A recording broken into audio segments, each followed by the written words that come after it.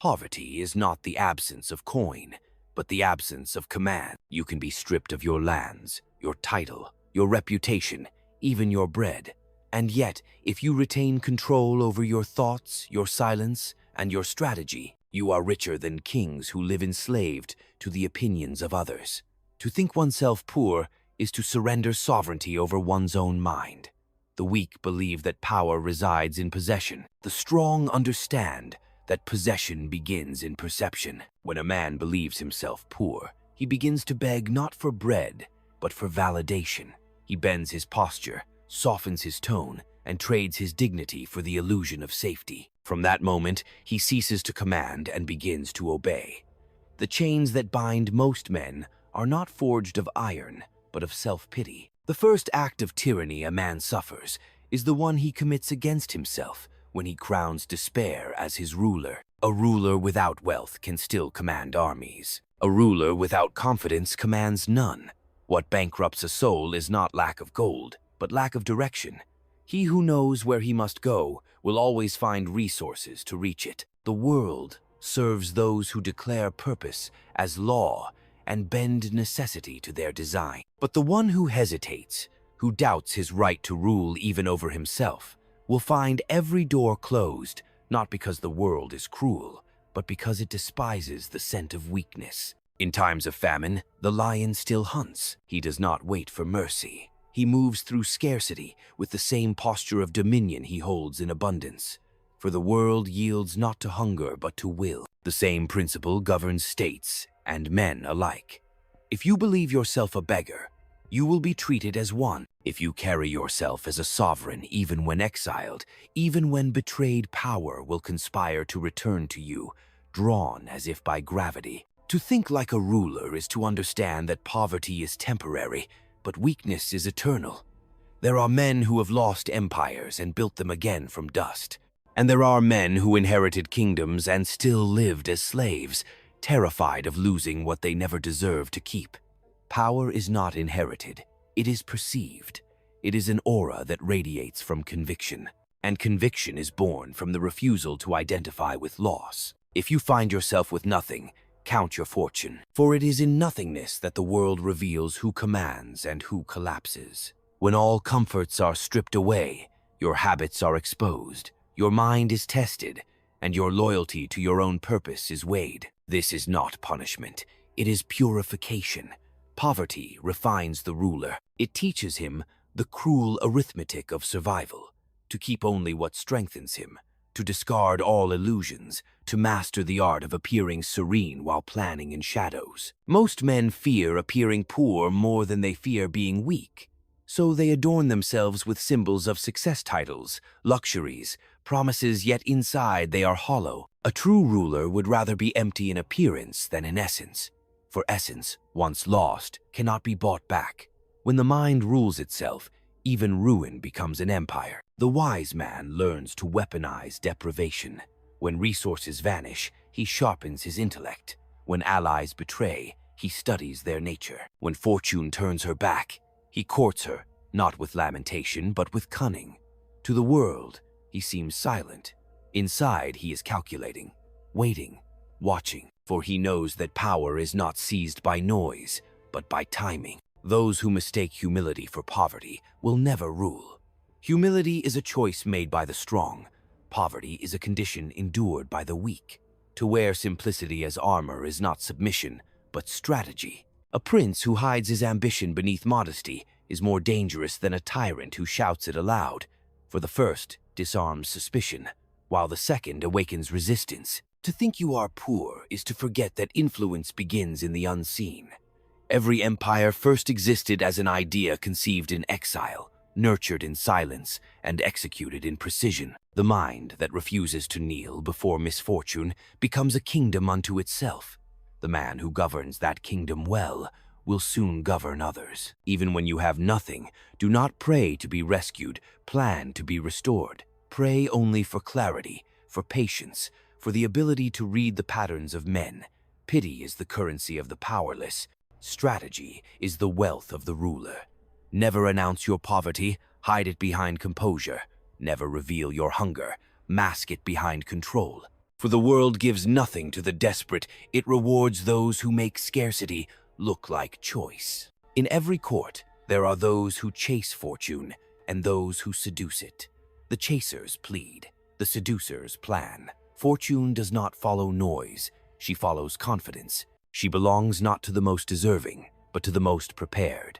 You cannot command her if you think like a victim. The secret is to act as though you already possess what you seek to move through life, with the poise of one who lacks nothing. Remember, a ruler is never measured by his comfort, but by his command. Poverty and wealth are mirrors that reveal a man's inner posture. If you stoop when stripped of luxury, the world will step over you. If you stand unmoved, the world will step aside. Never think you are poor. Even when you have nothing, act as though you own the ground beneath your feet. Because power, like respect, cannot be begged, it must be embodied. And once you embody it, the world has no choice but to obey. Even in the silence of deprivation, power listens. It observes how you carry the weight of absence, how you walk when the ground has been taken, how you speak when no one responds, how you command when the army has vanished. This is the crucible where rulers are forged not in comfort, but in collapse.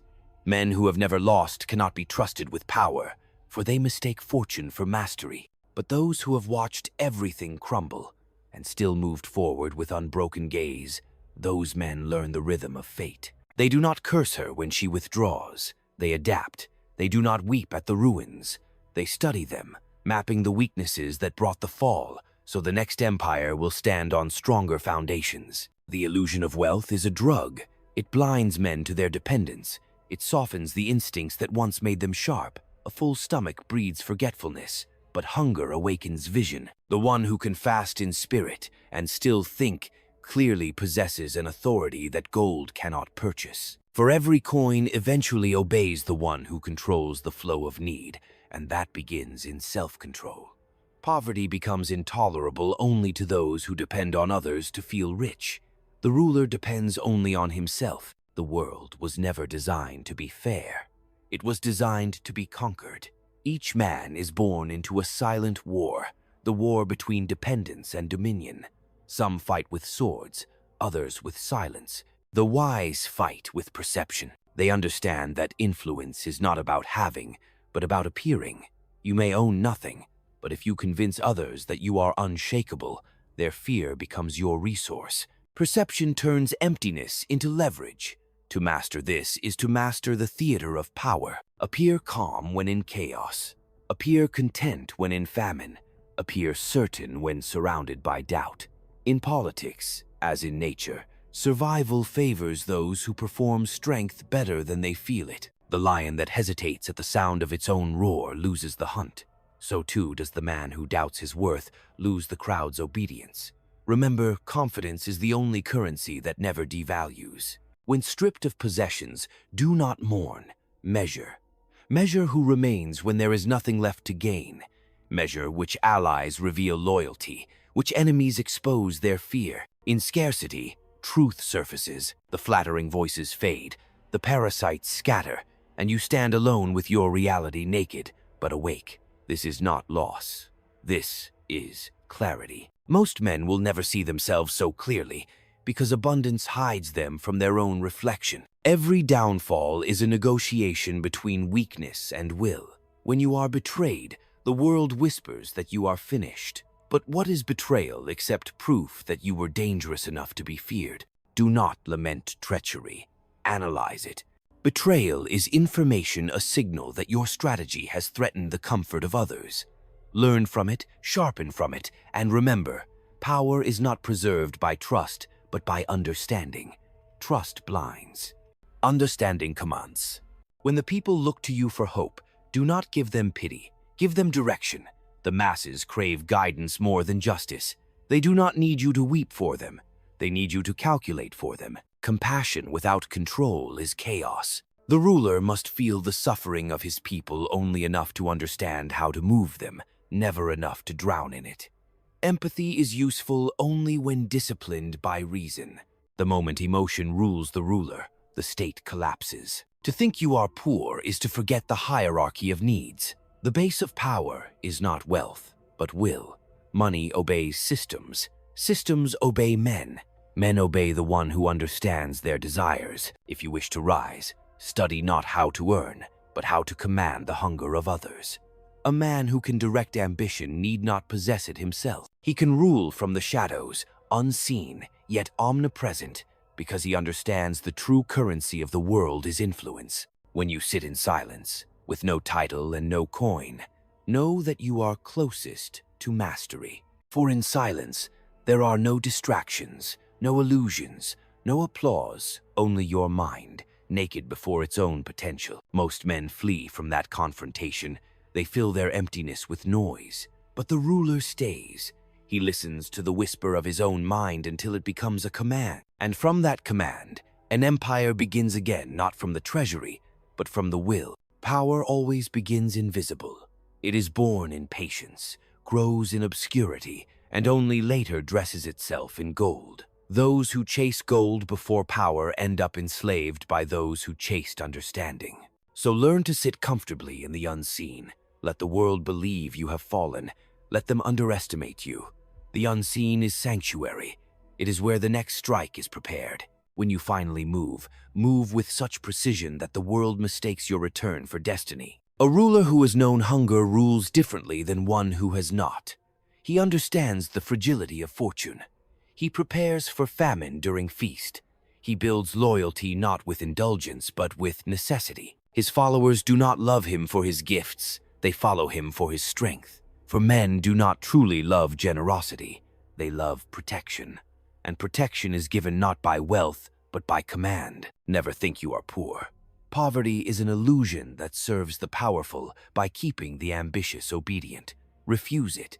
Refuse the story that you are lacking. You have your will, your mind, your silence, the trinity of all power. With these, you can rebuild anything, influence anyone, outlast any betrayal. To think otherwise is to abdicate your throne before you have even ascended it. In the end, the world belongs not to the rich, but to the disciplined, to the one who keeps his composure when others panic, to the one who speaks less and calculates more, to the one who, when stripped of everything, still carries himself like a sovereign walking through the ashes of his future kingdom. For he knows, power is not a possession, it is a posture. And once mastered, it cannot be taken, only imitated. Power, once embodied, becomes a kind of silence that bends the noise of others. The world senses it even when you speak nothing. Your stillness unnerves those who build their worth upon validation. They will mistake your restraint for weakness, your calm for defeat, but this is the mistake that destroys them. Because power that shouts is insecure, but power that waits is inevitable. To master the art of appearing defeated while preparing to conquer is the supreme strategy. It disarms the watchful, lulls the arrogant, and lets you strike when all are unguarded. When you have nothing, you are dangerous precisely because you have nothing left to lose. The man unburdened by possessions moves like smoke through locked doors. He can observe without envy, negotiate without desperation, withdraw without shame. His hunger sharpens him. His lack makes him agile. Wealth demands maintenance, but emptiness grants mobility.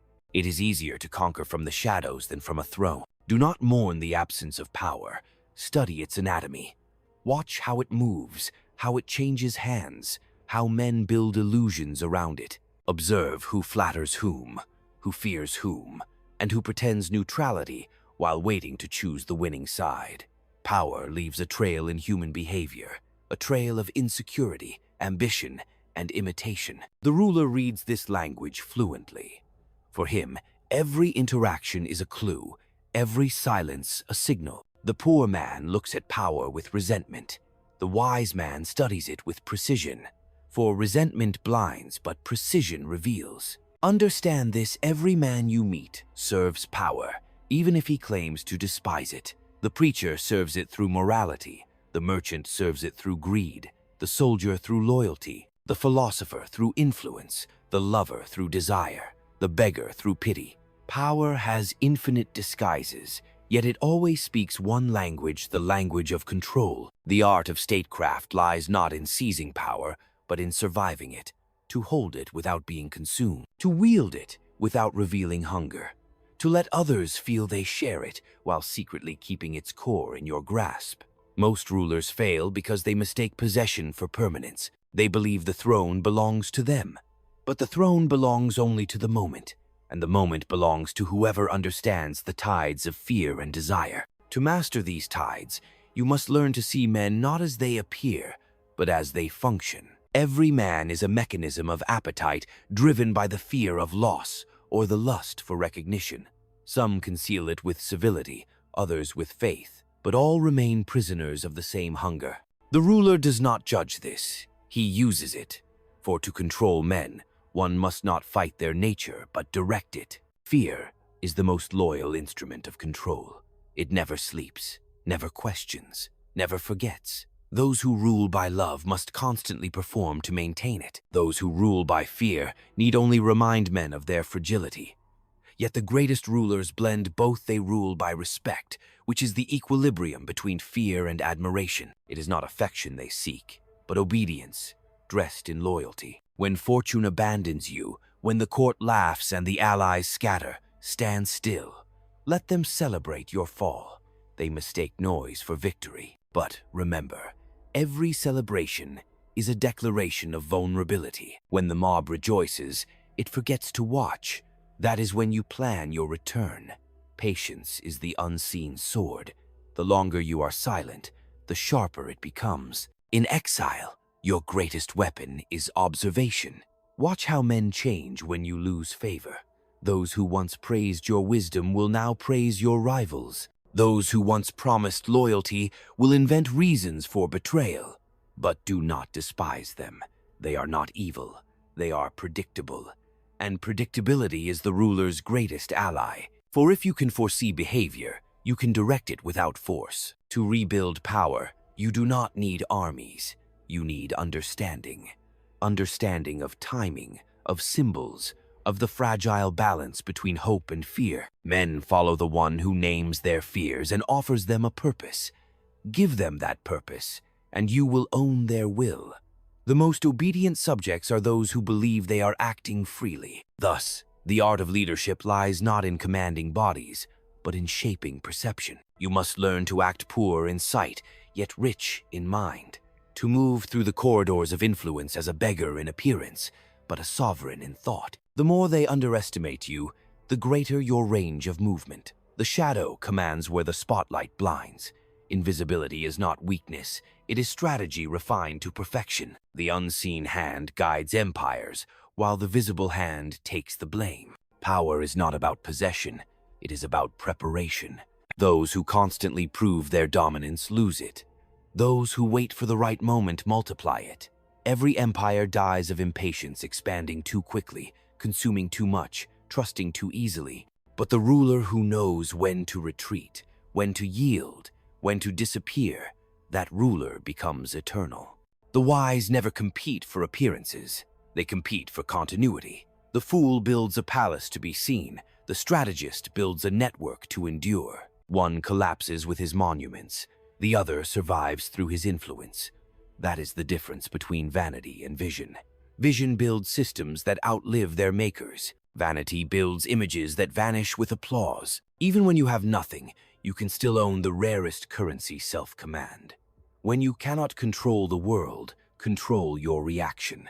When you cannot alter men's loyalty, alter their perception. When you cannot move armies, move ideas. This is how rulers born from ruin rise again, not by rebellion, but by recalibration. The ruler is never defeated.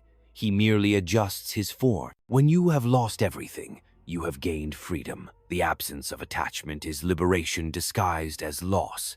The man with nothing left to protect is the man who can act without hesitation. And the world bows, not to hesitation, but to certainty. To never think you are poor is to never surrender the sovereignty of your own will. You may be exiled, stripped, mocked, abandoned, but so long as your mind remains disciplined, you are not conquered.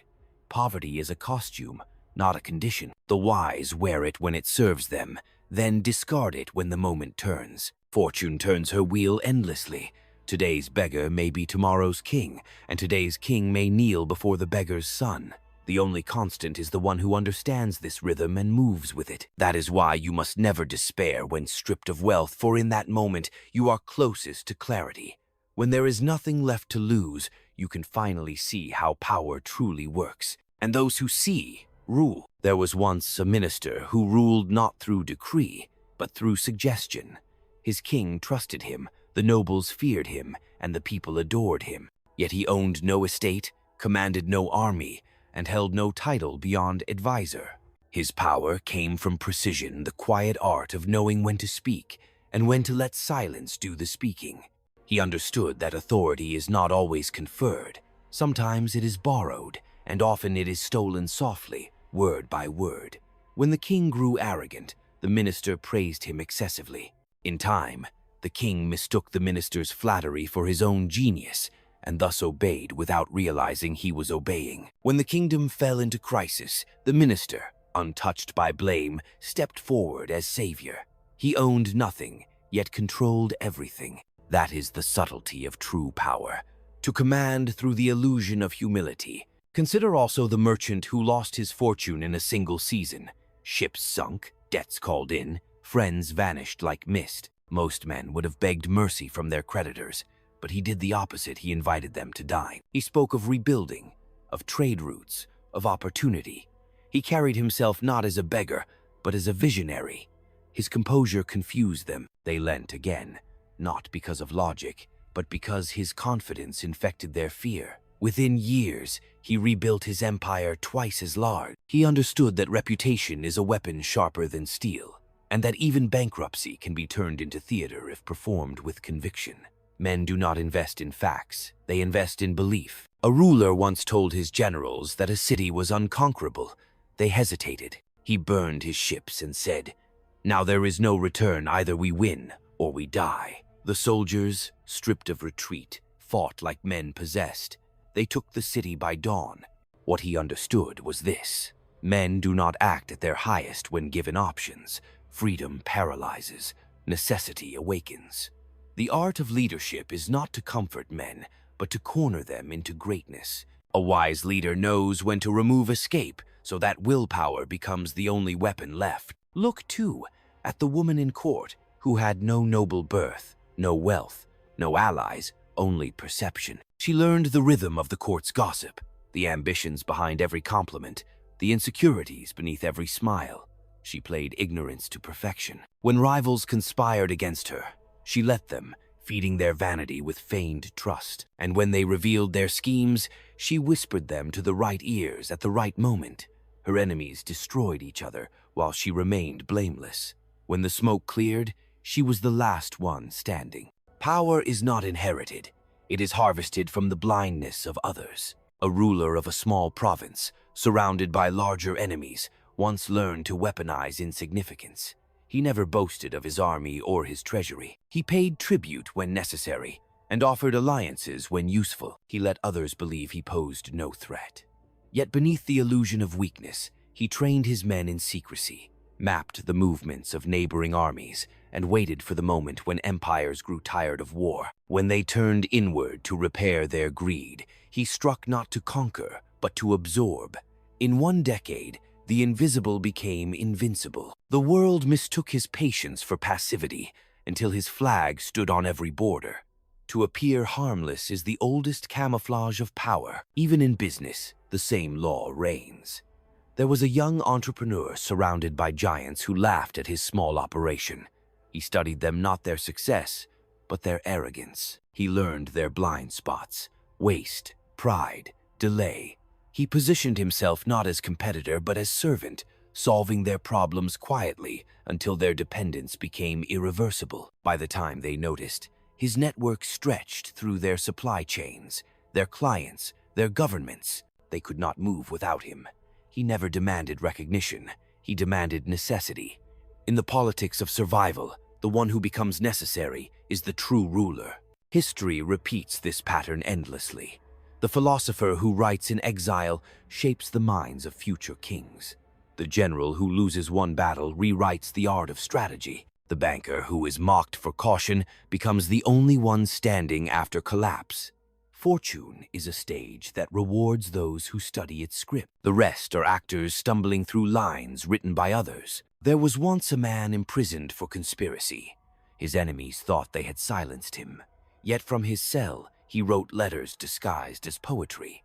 His words slipped through guards and into the hearts of citizens. They began to speak his language, dream his vision, repeat his phrases without knowing their origin. By the time he was freed, his ideas ruled the streets. The prison had only refined his influence. The body can be confined. The mind cannot. Power is not proximity, it is penetration.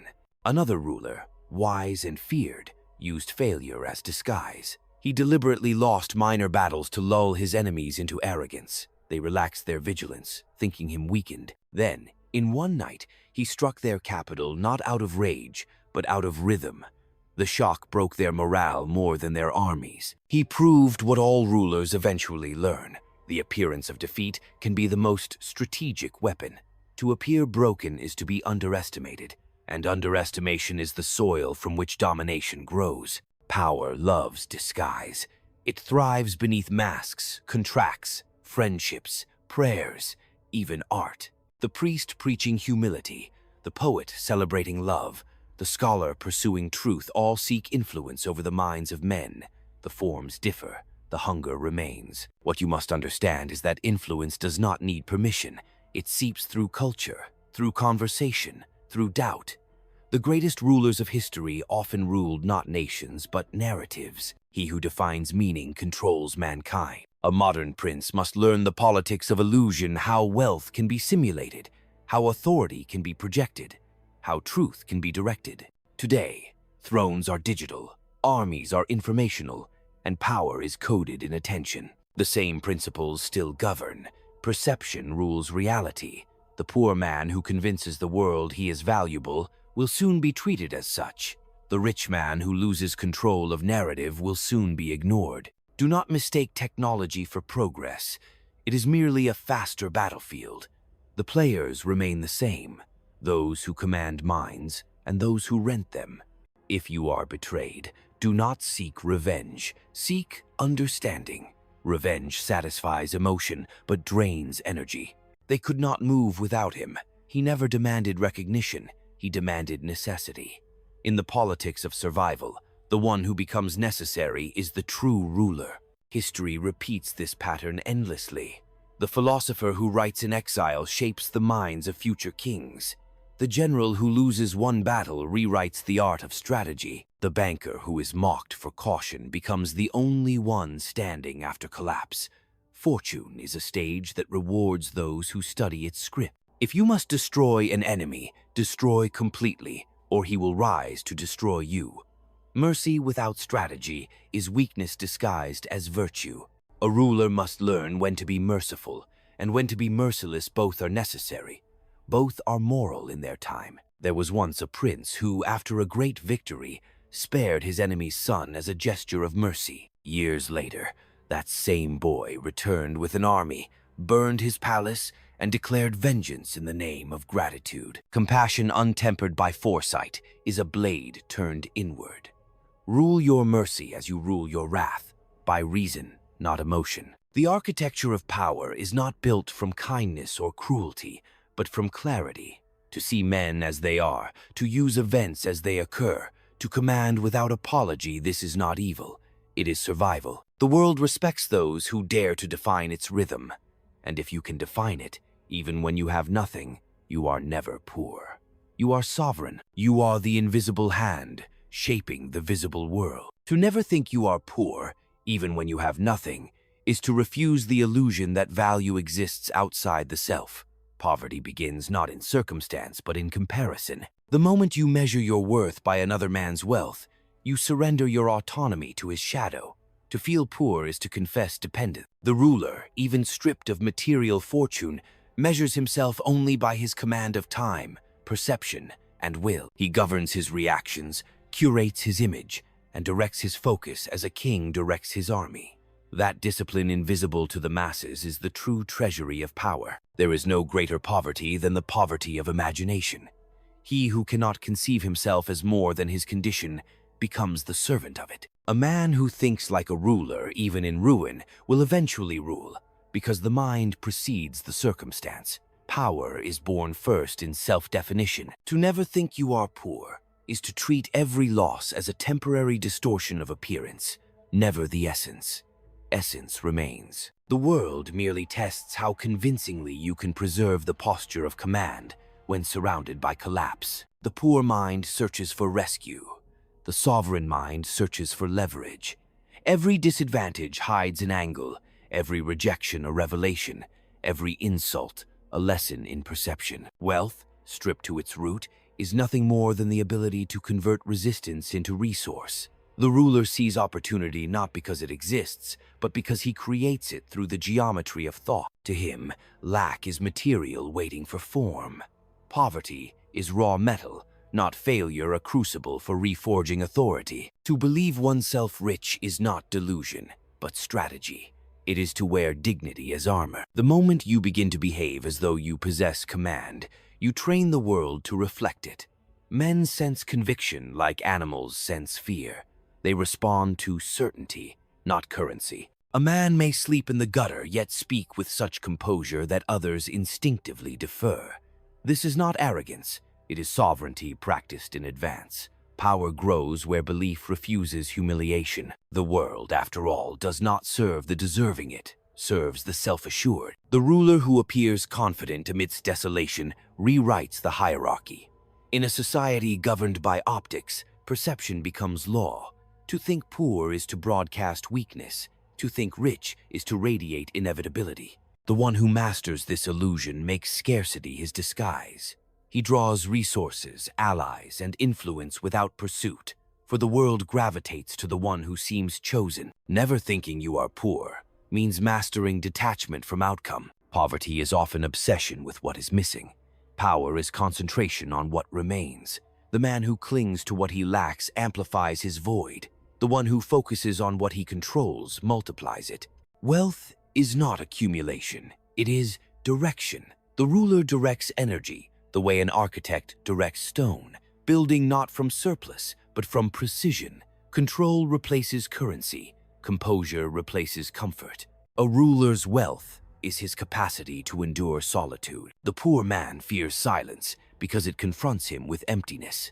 The strong man seeks silence because it reveals his clarity. In solitude, one learns that fortune is not a patron, but a mirror. She rewards those who already embody abundance in discipline. Those who fill silence with distraction remain beggars of noise. Those who master it become authors of meaning. To never think you are poor is also to escape the tyranny of sympathy. Pity is a toxin that weakens ambition. The moment you seek to be understood in your suffering, you declare dependence on those who can relieve it.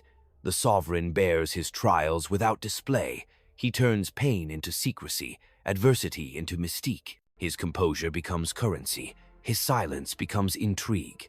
Those who appear unbroken, even in loss, command the curiosity and thus the allegiance of others. When you cease to think you are poor, you reclaim the authority to define what wealth means. No longer is it measured by what can be taken, but by what cannot. Fortune can be seized, but dignity cannot. Property can be burned, but presence endures. To think richly is to make your mind unstealable. To treat your will as inheritance and your calm as empire is to become untouchable. For true poverty lies only in the loss of inner command, and true wealth in its restoration. Power, when reduced to its essence, is nothing but the consistent refusal to accept the labels others impose. To think you are poor is to accept a definition authored by someone else.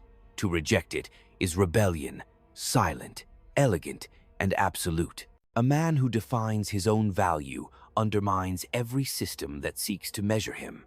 That is why rulers create their own standards. That is why the world, despite its illusions of hierarchy, bends to those who act as though hierarchy were already theirs. The art, then, is to act without validation, to build without applause, to command without recognition, to live as though the crown is invisible but ever present. For he who thinks richly behaves with restraint. He spends not coin but reputation, not emotion but influence. He invests silence where others waste speech. He hides strength where others flaunt it. And slowly, imperceptibly, he rises above the marketplace of need. To never think you are poor is to never act as though you are waiting. Waiting is the religion of the powerless. They wait for fairness, opportunity, forgiveness. But the ruler moves while others wait. He replaces hope with structure, longing with calculation, envy with design. His mind becomes the mint of his future wealth. He does not compete for access, he manufactures it. The mind that does not think poor bends circumstance into servitude. Even the cruelty of fate becomes instrument. For what is poverty if not a form of discipline, a refining fire that strips comfort until only purpose remains?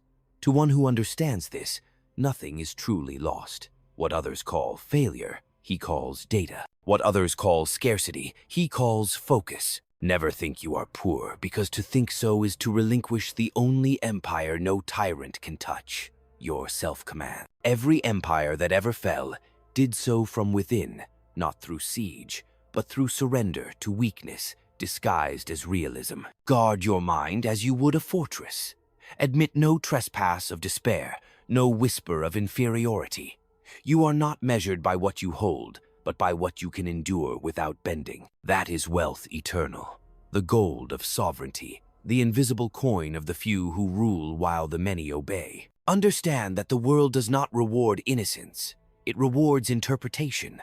The one who understands meaning before others do, rule. To think richly, even in ruin, is to interpret every event as advantage. The poor man asks, "Why has this happened to me?" The ruler asks, "How can this be used?" That question alone separates those who endure from those who vanish, for nothing in the world is wasted, not defeat, not insult, not exile. Every injury conceals intelligence for the one who knows how to extract it. Misfortune is the diplomat of fate, sent to test whether you are fit to command. When power seems distant, you must act as though you already hold it. To act inferior is to make inferiority real. Authority grows only through the exercise of it, even in absence. Speak like a ruler before you are one, and the world will respond as if you are. Appear calm where others panic. Appear deliberate where others react. Men, being creatures of imitation, take their cues from posture before they take them from truth. Your certainty becomes their belief. The theater of command must precede the substance of it, for the world follows form long before it understands content. Wealth is not gold, but the ability to command attention without pleading for it. To possess the gaze of others without demanding it is a subtle victory of nature over vanity. When others seek to be seen, withdraw. Let absence create curiosity. Let silence become signal. To dominate the stage of perception, you must understand contrast, that restraint speaks louder than indulgence, and scarcity breeds value more than abundance ever will. Power is magnetized through mystery. A man too visible becomes predictable, and predictability is the first stage of defeat. To govern one's own impulses is the beginning of dominion. The man who cannot command himself cannot command others. Every ruler must cultivate the art of delay, the ability to restrain reaction until emotion becomes calculation. Anger, fear, desire, all are useful when domesticated, destructive when free. The masses act, the ruler waits. He observes the pattern of their instincts and uses them to his advantage. He punishes not in rage but in rhythm, rewards not in affection but in strategy. Emotion, in his hands, becomes an instrument of precision. When fortune abandons you, remember, she never truly leaves. She merely tests loyalty. Her favor shifts, not to humiliate, but to educate. Those who worship her panic when she departs. Those who understand her learn how to summon her again. She responds not to prayer, but to preparation. The man who continues to build when the world mocks him will eventually command when the world grows tired, for fortune despises impatience. She gives her secrets only to those who endure her silence. Never think you are poor, because poverty invites pity, and pity is the most corrosive of poisons. Once others pity you, they stop respecting you. Better to be feared than pitied, for fear contains respect, but pity contains contempt. The ruler would rather be envied than pitied, rather be opposed than ignored. For conflict is proof of power, while pity is proof of irrelevance. You must cultivate an aura that denies vulnerability. Even when suffering, you must appear deliberate, as though your pain were chosen, as though every wound were part of a hidden design. Men judge by appearances because few have the patience to examine substance. Therefore, appearance must be shaped as weapon. Do not appear rich, appear capable. Do not appear moral, appear disciplined. Do not appear passionate, appear certain. Each quality invites a specific allegiance. Certainty commands obedience. Discipline commands respect, and capability commands trust. The prince who appears virtuous when weak will be mocked. The one who appears efficient will always be obeyed. When you hold nothing, your words must carry the weight of something. This is achieved not through loudness, but through consequence. Speak rarely, but let every word move an action, a man, a perception. Power in speech arises not from quantity, but from control. The one who fills silence betrays need. The one who uses silence commands imagination. The ruler lets others guess, and in their guessing, they create the myth that protects him. To never think you are poor is to understand that time itself is wealth. The impatient spend it, the wise invest it. Time multiplies advantage for those who plan when others waste. Every delay becomes an ally when used strategically. The crowd reacts to the present. The ruler negotiates with the future. Thus, he wins long before the battle begins. The poor man sees time as burden. The sovereign sees it as servant. To command without wealth requires mastery of exchange, not of coin, but of value. You must learn to make men feel indebted without spending anything.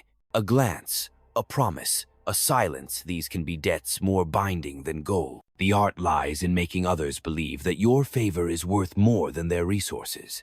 Once they accept that belief, their wealth becomes yours in function, if not in name. The greatest power is to have others serve your interest while believing it their own. The illusion of poverty must never reach your mind. Poverty can be worn like a disguise, but never believed.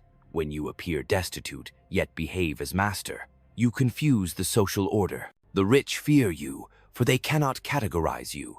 The poor revere you, for they sense freedom in your composure.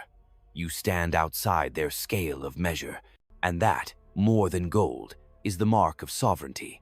The ruler who maintains dignity in scarcity possesses what fortune cannot bestow: self-originating power. He does not wait for opportunity, he generates it. He does not beg for loyalty, he engineers it. He does not pray for peace, he imposes it. For him, reality bends around consistency. The world eventually concedes to those who refuse to kneel before it. To never think you are poor is to see yourself as architect, not tenant, of circumstance. Poverty is only permanent for those who accept the house they are given. The sovereign tears down the structure and rebuilds it in his design. And when he rebuilds, he ensures that the foundations rest not on luck, but on understanding that rarest material, immune to decay. In the end, every kingdom falls, every currency loses its value, every name fades, except the will that refused humiliation. Power is not eternal, but dignity can be. The man who never thought himself poor, even when stripped of all, dies not as a victim of fortune, but as her equal. He leaves behind not monuments, but methods, and methods, unlike monuments, cannot be destroyed. They survive in the instincts of those who dare to rule themselves. He who commands himself commands the invisible empire that governs all others. When a man no longer measures his worth by what can be taken from him, he becomes untouchable. The world can wound him, but never diminish him. It may strip his title, silence his name, seize his possessions, yet none of these are truly his. What belongs to him alone is the discipline of perception, the architecture of thought, the weapon of endurance. That is the secret wealth of rulers, not the treasures they inherit, but the fortitude they construct. To live as though poor, yet think as though sovereign, is the highest expression of control. It is the art of appearing ordinary while remaining ungovernable.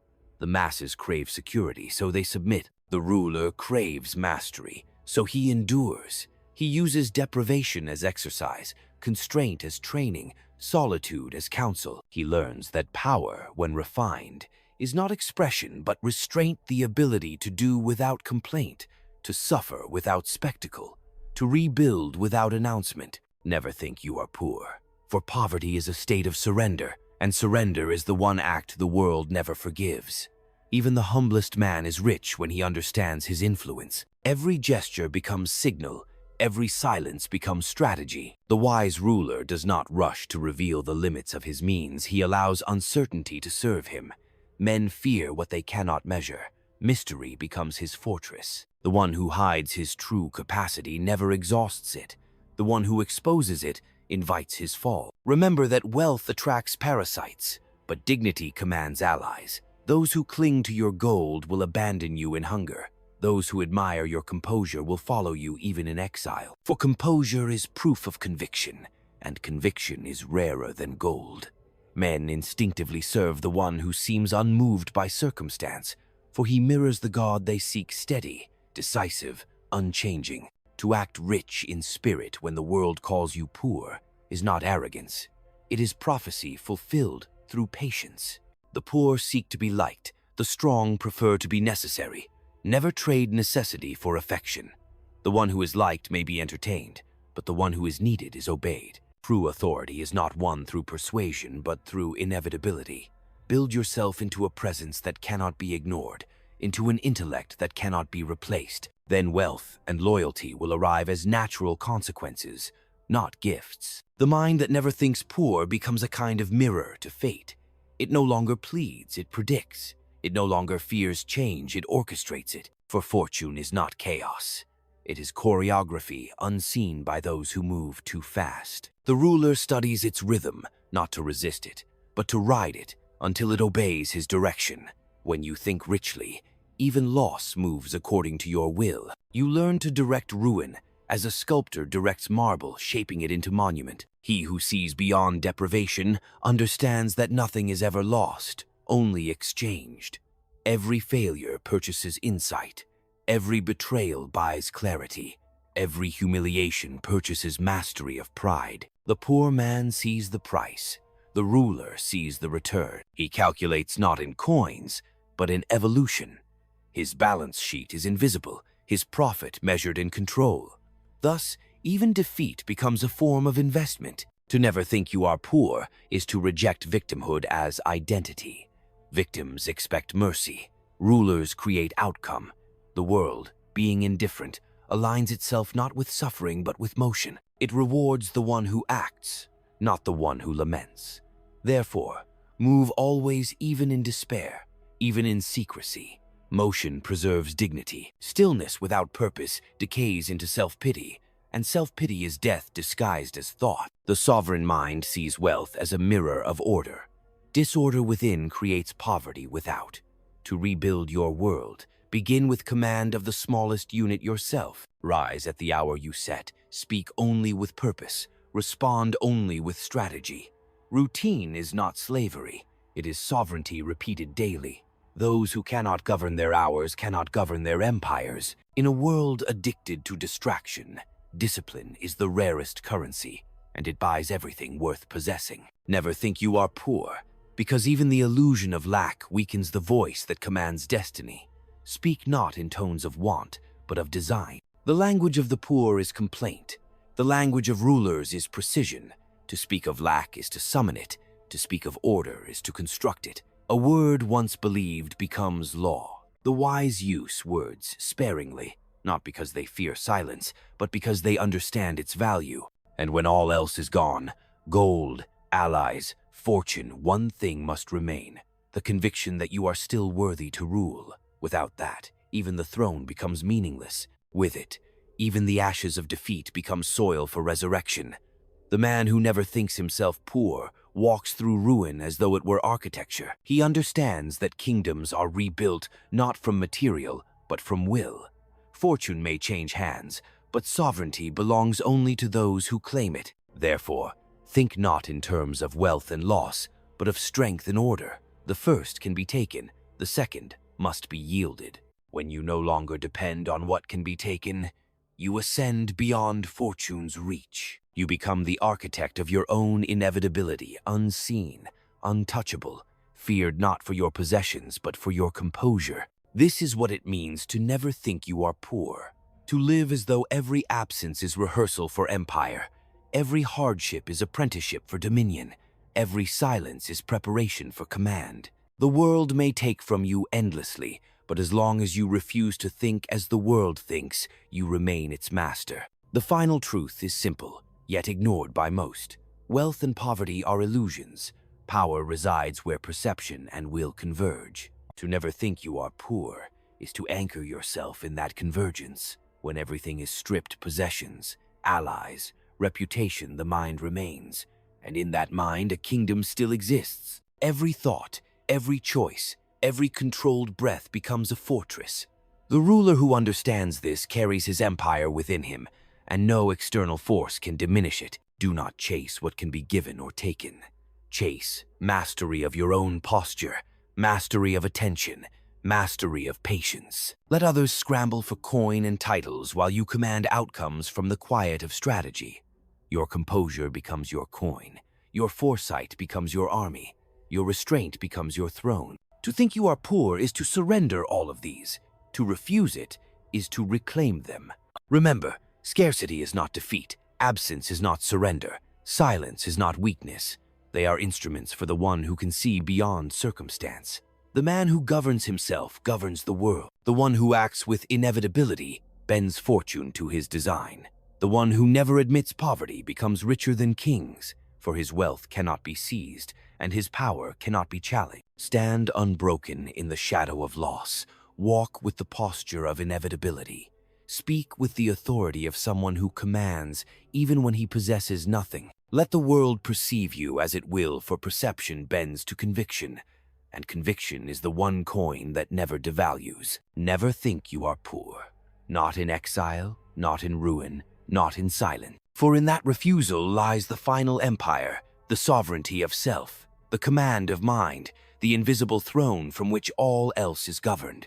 Possess this, and nothing the world can take will ever matter. You are always, inexorably, untouchable.